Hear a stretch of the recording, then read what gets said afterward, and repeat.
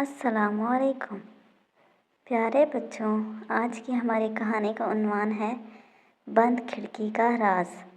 ایک شہر کے کنارے پہاڑوں اور سبز وادیوں کے بیچ ایک چھوٹا سا قصبہ تھا، نور نگر۔ اس قصبے میں ایک لڑکا رہتا تھا، ریحان۔ نہ زیادہ باتونی، نہ بہت خاموش، بس ایسا جیسا اکثر لوگ ہجوم میں ہونے کے باوجود نظر انداز کر دیتے ہیں۔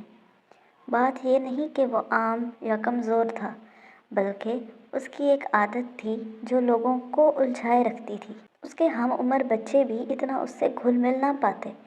وہ عادت یہ تھی کہ وہ ہر چیز میں اچھائی تلاش کرتا تھا۔ ریحان کے دل میں یقین تھا کہ ہر واقعہ، ہر موڑ، ہر تکلیف کے پیچھے کوئی بھلائی چھپی ہوتی ہے، مگر سب یہی سمجھتے کہ وہ بس حالات کا مارا ایک خواب دیکھنے والا لڑکا ہے۔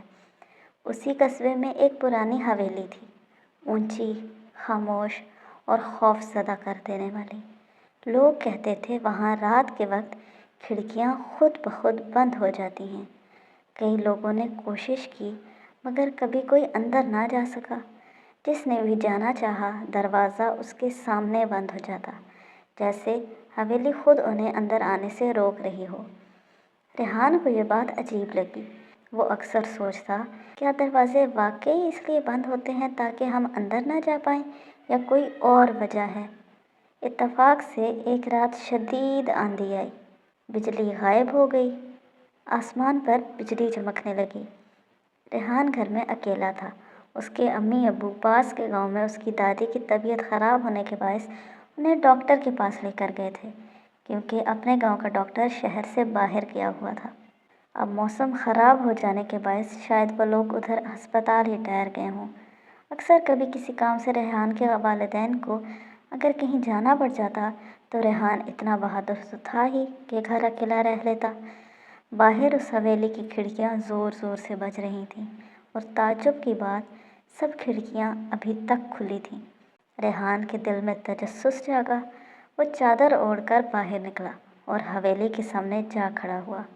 ہوا تیز، درخت تیز آندھی کے باعث لہرا رہے تھے، اور حویلی کے اندر چھت سے ٹائلیں گرنے کی آوازیں آ رہی تھیں۔ حویلی کا دروازہ کھلا ہونے کے باعث یہ منظر ریحان آسانی سے دیکھ پا رہا تھا۔ کچھ منٹ گزرنے کے بعد ریحان نے دل پر ہاتھ رکھ کر قدم اندر رکھا۔ حویلی کی فضا بھاری تھی، مگر ڈر نہیں تھا، بس احساس تھا کہ آج کوئی راز کھلنے والا ہے۔ ہال کے بیچ ایک پرانا آئینہ پڑا تھا۔ اس کی پشت پر روشنائی سے الفاظ لکھے تھے، آپ بالکل وہیں ہیں جہاں آپ کو ہونا چاہیے، نہ تیز نہ سست۔ اللہ کا وقت بہترین ہے۔ اللہ پر توکل رکھیں اور اللہ سے آسانی کی دعا مانگتے رہیں۔ ریحان نے جیسے ہی لفظوں کو چھوا، پورا ہال روشن ہو گیا، دیواریں بدل گئیں، وقت جیسے رک گیا، اور اچانک اسے قصبے کے پرانے گناہوں کی تصویریں دکھائی دینے لگیں۔ بچے جنہیں نظر انداز کیا گیا، بوڑھے جن کی آواز کوئی نہ سنتا، عورتیں جن کے خواب دبائے گئے، اور وہ لوگ جو بظاہر ناکام لگے مگر اندر سے ٹوٹے نہیں۔ تصویریں پھر دھندلی ہوئیں اور آئینے سے آواز آئی، تم وہ ہو جو وہ سب دیکھ سکتا ہے جو لوگ نہیں دیکھ پاتے۔ اللہ نے تمہارے دل میں روشنی رکھی ہے۔ وہ جب دروازے بند کرتا ہے تو یہ اشارہ ہے کہ تم سنبھل جاؤ۔ وہ دریاؤں میں ڈالتا ہے کیونکہ تمہارے دشمن کو تیرنا نہیں آتا، اور جب آگے بڑھنے سے روکتا ہے تو جان لو کہ تمہارا رب چاہتا ہے کہ خطرہ تم سے آگے نکل جائے۔ ریحان کی آنکھیں نم ہو گئیں۔ اسے سمجھ آیا، بند کھڑکیاں سزا نہیں ہوتی، حفاظت ہوتی ہیں۔ حویلی آہستہ آہستہ غائب ہونے لگی، جیسے کبھی تھی ہی نہیں۔ ریحان جب اپنے گھر لوٹا تو صبح ہو چکی تھی۔ لوگ باہر حیران کھڑے تھے، اتنی آندھی میں تم باہر کیسے تھے؟ رات کو پہاڑ سے پتھر لڑک کر نیچے آئے تھے، جو بھی باہر ہوتا وہ بچ نہ پاتا۔ ریحان خاموشی سے مسکرایا۔ اس نے آسمان کی طرف دیکھا اور دل میں کہا، اللہ آپ کا وقت، آپ کی حکمت بہترین۔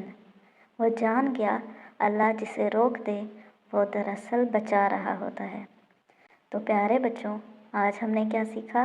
آج ہم نے سیکھا کہ ہر बंद रास्ता नाकामी नहीं, कभी रहमत भी होता है। जो नज़र नहीं आता ज़रूरी नहीं कि गलत हो। अल्लाह की हिकमत अक्सर हमारी समझ से बहुत आगे होती है। अल्लाह की हिकमत अक्सर हमारी समझ से बहुत बढ़कर होती है। जब ज़िंदगी रोके, घबराओ नहीं, शायद ख़तरा आगे हो और हिफाजत तुम्हारे साथ। अल्लाह पर भरोसा कभी कम ना होने दो, उसका वक्त हमेशा बेहतरीन है। तो आज के लिए इतना ही, कल मिलेंगे एक नई कहानी के साथ। तब तक के लिए अल्लाह हाफिज़, फ़ी अमानिल्लाह।